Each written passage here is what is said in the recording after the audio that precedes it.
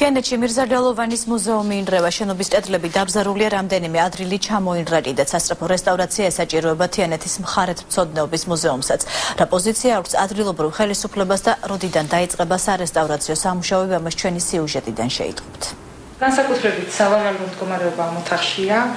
იმის გამო, რომ მუზეუმის შენობის საექსპონატო დარბაზის კედელი დაზიანებული და დაბზარულია, მუზეუმის თანამშრომლები დამთვალიერებლებს უსაფრთხოების მიზნით შიგნით ვეღარ უშვებენ.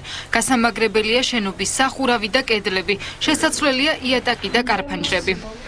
დამთვალიერებელს არც უშვებთ ამ ოთახში, კარებიდან შენობა ხედავთ ხოლმე, რომ აი ესეთ მდგომარეობაშია. დაბლა გასაკეთებელია თითქმის დაბლაც.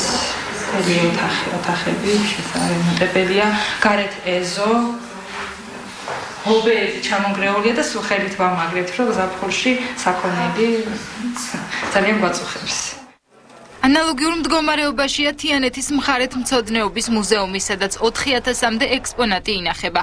მუზეუმი 1951 წელს დაარსდა და მას შემდეგ მრავალი შენობა გამოიცვალა. ამჟამად იგი ყოფილი გამგეობის შენობაშია განთავსებული, რომელსაც ასევე რეაბილიტაცია ესაჭიროება.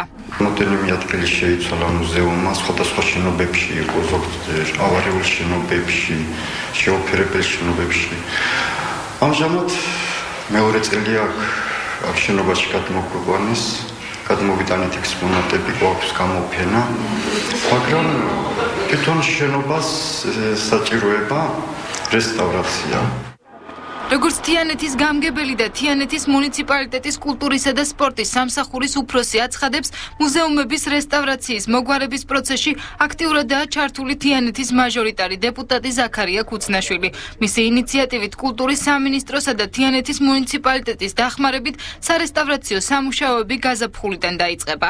ჩვენ გქონდა შეხვედრა ministris მოადგილესთან, კულტურის ministris მოადგილესთან, მარგიშვილთან, თვალწდები და მაშინ გამოთქვეს სურვილი, უბრალოდ ჩვენი სურვილი იყო და თვითონაც დაინტერესდნენ ამ საკითხით და გვითხრეს რომ გამოგზავნიდნენ შესაბამის კომისიას, რომელიც შეისწავლიდა მათ მუზეუმების მდგომარეობას.